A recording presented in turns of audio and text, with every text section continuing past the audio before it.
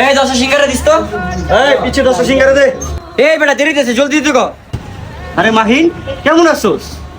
আরে তুই কে? নাম ধরে ডাকছ আমারে? তুই আমার চিনোস নাই মাহিন? না চিনি নাই, কেডা? আরে তোর লাগে মিস কল করে চেক করে বসছি, তুই আমার চিনোস নাই মাহিন? ও ছোটন না তুই? আরে বেটা হ ছোটন। আরে তুই নামগো কলেজে টপার আছিলি, এখন বাংলা হোটেল দেয়া বইছো।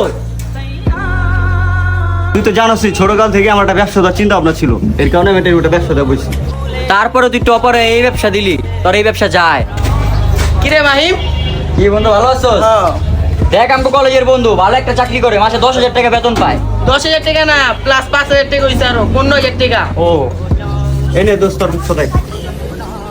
কি রে বন্ধু তুই এদিকে দাঁড়াইছিস কে? তোর কামে দেরি হয়ে যাবে, যা কামে। আমার কাম তো এনে, আমি ছোট এখানে কাম করি।